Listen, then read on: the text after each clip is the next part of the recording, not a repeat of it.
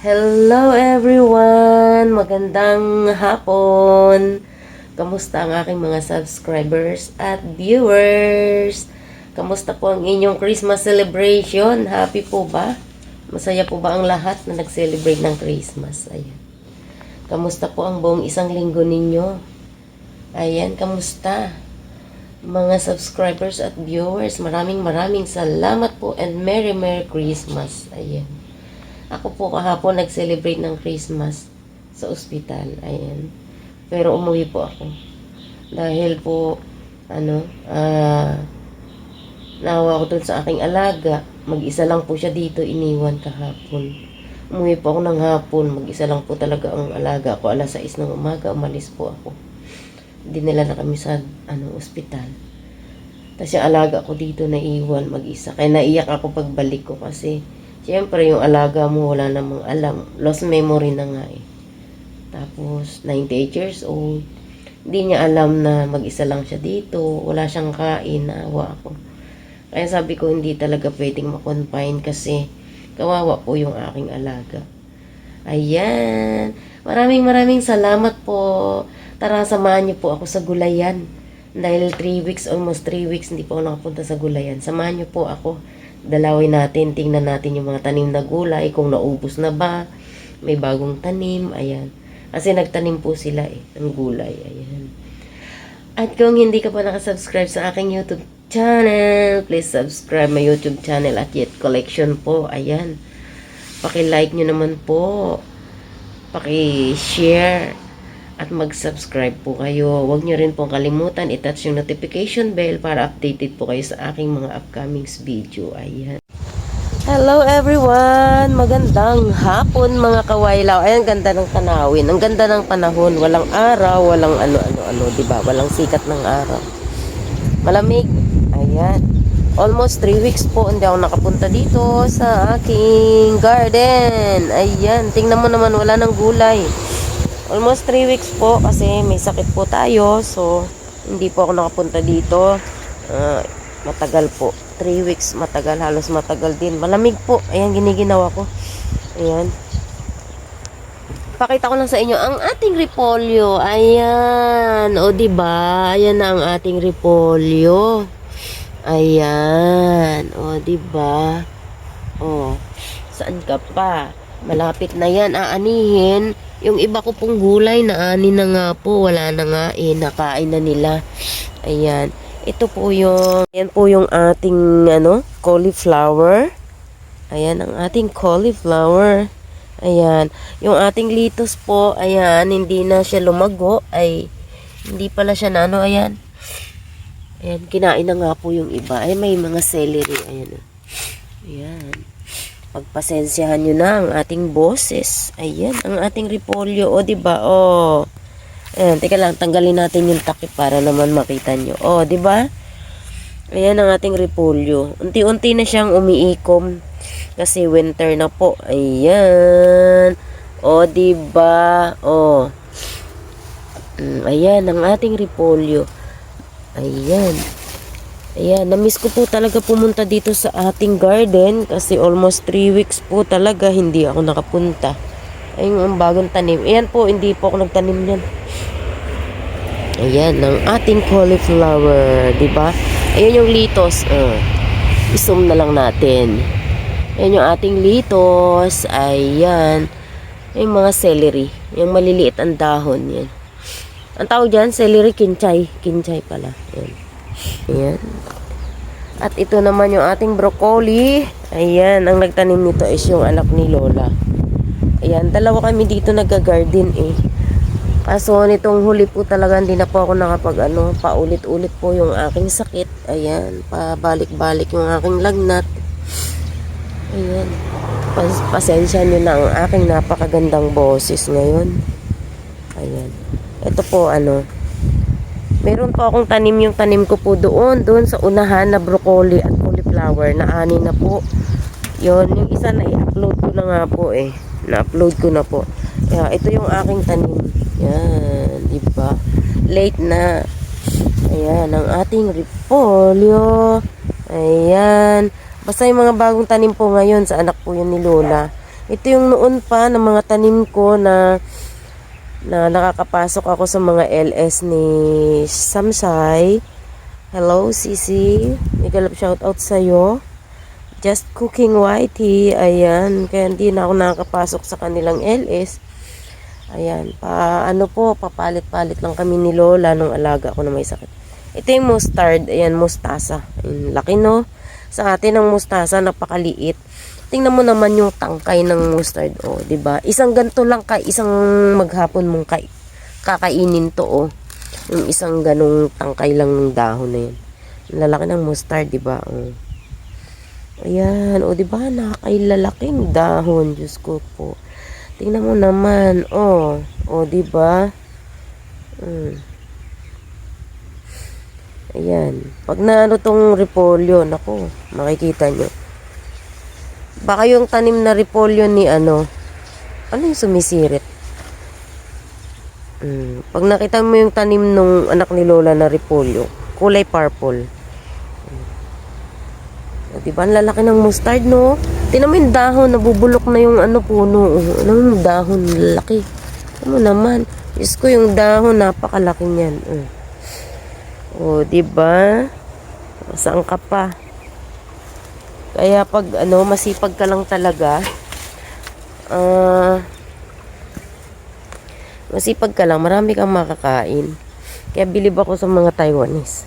Talagang sila, maliit lang yung pitak ng bukid nila, nung lupa, pero kumpleto siya sa gulay. Ito din, mustasa. Yan, mustard din yan. Pero iba no, hindi siya malaki pag yan. Katulad din sa atin sa Pilipinas. Ito, di ko alam, pang Chinese cabbage din yata yan. Ayan o. Yung pechay bagyo ba na tinatawag? Yan yun. Ibang klase naman siya. Yan yung spinach. Ayan, yun yung tanim ko doon na naubos na nila, o. Ayan, ito bagong tanim. Ang nagtanim nito, naka-confine din sa ospital ngayon. Palit-palit lang kami. Dumating nga si amo ngayon, kala niya ay na-confine ako kahapon. Kasi nga, sabi niya, kala niya, hindi ako nakauwi. Umuwi ako kahapon. Kasi nga naawa po ako sa aking alaga. Mag-isa lang sa bahay. So lang naiyak ako kahapon pag uwi. Kasi mag-isa lang yung alaga ko talaga. Hindi pa kumakain ng almusal. Tapos pinainom lang nila nung tanghali ng chicken soup. Hindi pa inubos. Parang kapatak lang yung chicken soup na pinainom. Kaya naiyak ako kahapon nung makita ko yung alaga ko nakahiga lang. Ayan. Diba? Chinese cabbage. Ayan, yung pechay bagyo. Ayan. Ito yung ating basil. Ayan. Ano ba yan? Santi? Pai Sochi! Ito yung aking tanim na. Ito yung masarap po, spinach. Ito yung tanim ko. Diba naubos na nila ng kain? O, diba? Masarap po yan. Kung ano yung paborito nyong gulay. Pag natikman nyo to, sigurado, papalitan nyo yung inyong paboritong gulay. Na napakasarap po. Ayan, ang laki ng tangkay, oh. Sarap nito, oh. Pero meron ako dun, mamaya luluto ko. Kahapon yung ginulay siguro. Nasa ospital nga kasi ako kahapon. Kaya hindi ko alam kung sinong naggulay. Pag uwi ko nung hapon, nandyan na. Ayan. Kasi po, yung nakaraan, ang hangin. Ayan. May pa iso. Ingwe kan takuko.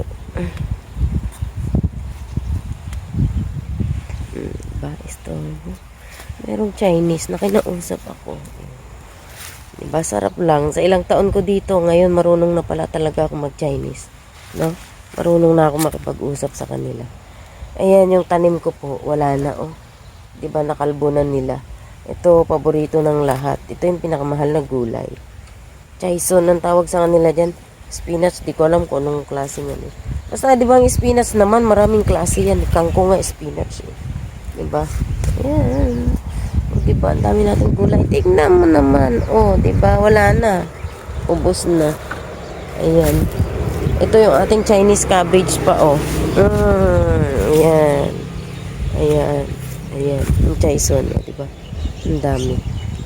Marami pong silang tanim na chaison kasi nga dito, yun ang gusto ng mga tao. Diba? Wala nang gulay. Ito yung mga tanim ko noon, eh. Yan yung sinabog ko, wala na. Yan. Ayan. Ito yung napakagandang tanim ko noon na sinabog, na ginugulay ko. Ngayon wala na. Iba na yung tanim.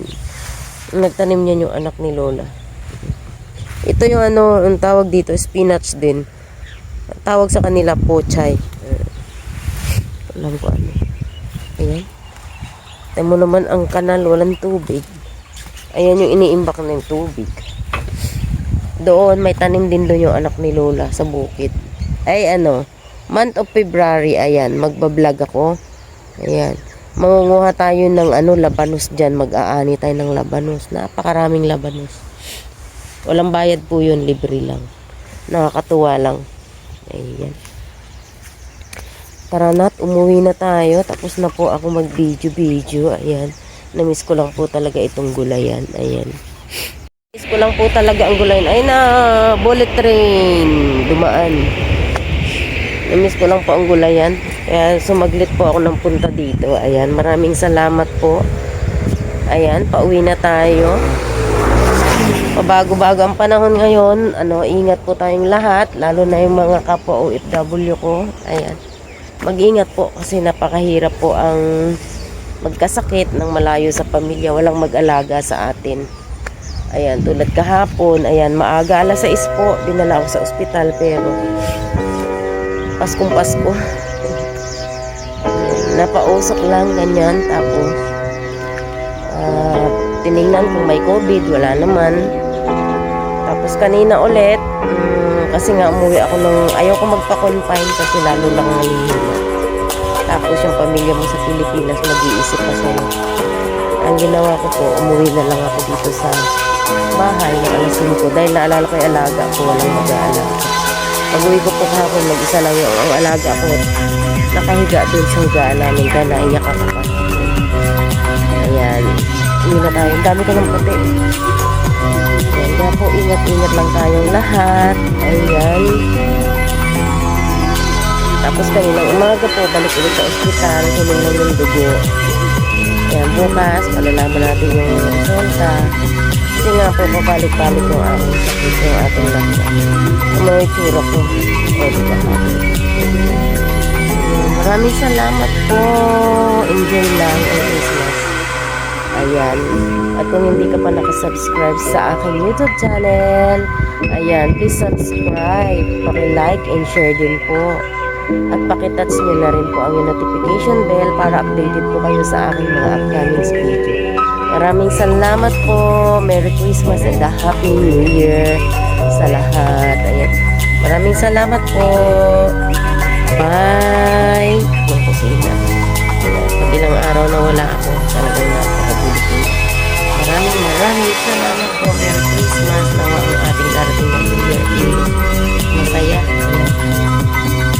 Masaya po ang lahat. Kaya excited na ako sa darating na 2024. Sana wala nang ano. Ang tawag doon. Wala nang puot. Wala nang ano. Sama ng loob. Wala na tayong isipin. Puro lab-lab-lab na lang. No? Maraming salamat po. At welcome po kayo sa ating YouTube. Maraming salamat po. Ingat po. God bless. Bye. Thank you for watching everyone.